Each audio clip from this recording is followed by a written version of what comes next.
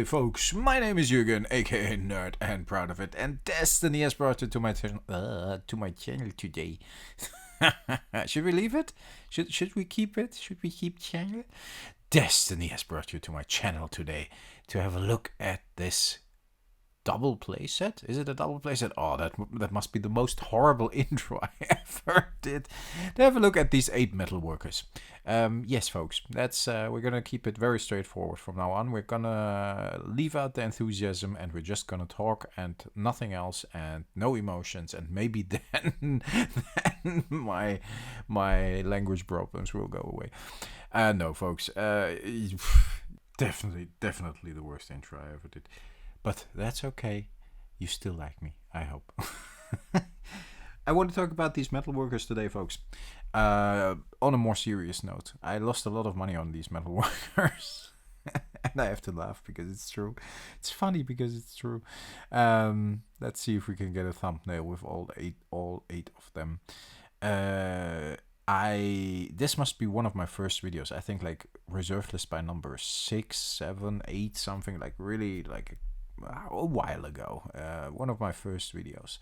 And Rudy was talking about the buyout he did of the Metalworkers. He had a whole stack of them. And everybody, it was in the time that the buyouts were very, very real and happening for a lot of cards. And the cards all went up. So I was like, shit, I don't have this card yet. So yeah, what should I do? Should I buy them? Should I buy something else? Because yeah, a playset was quite expensive, but I had some cool deck ideas around it and might even work with my Guardian Beast or whatever, my Guardian Beast deck. So I was like, okay, I get a near mint playset, and I went, I think, on Trader Online. And I bought a near mint playset, and it was last 4 copies available. And classic marketing trick.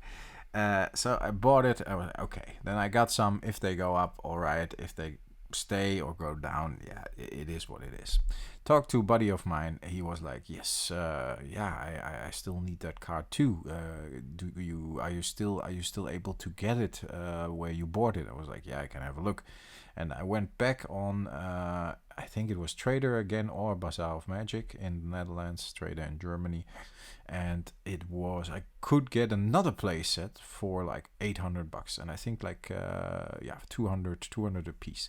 And I think Trader had them in stock again. So the last 4, of course, is bullshit. I just today had a check and they again have 4 in stock for 200 a piece. And they mark it as the last 4 in stock. So don't be fooled, folks. I was maybe a bit because of the hype of the buyout. And I bought these for my buddy, and I haven't seen him since. It's crazy. It's been a long while. But he was like, okay, cool. That's very nice. I also got them now, and you got them, and we're done with that card. Now I kept an eye on the Metalworker over the last couple of months, and near mint, I mean, in the official stores, you still pay like $200. So yeah, I technically didn't lose a lot of money. But if you look on Card Market, or if you look at other places that are a bit more reasonable priced than the official web stores of bigger sellers, then you can easily, I think, get it for like $140, $150, and that's a big difference to 200. That's a complete extra copy just for free, and even more.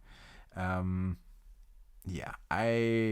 just want to say, like, don't let FOMO hit you. These kind of cards, like Urza's cards, I see that with the Cradle as well.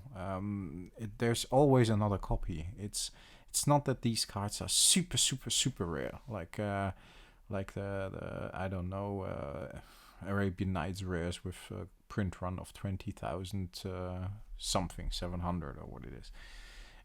I believe, and you get different languages for these, like that makes it even less rare.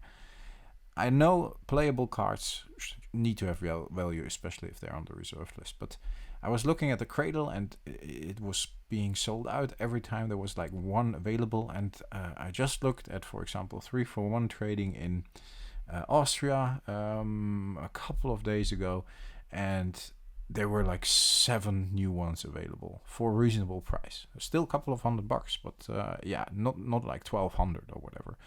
Maybe like 500-600. And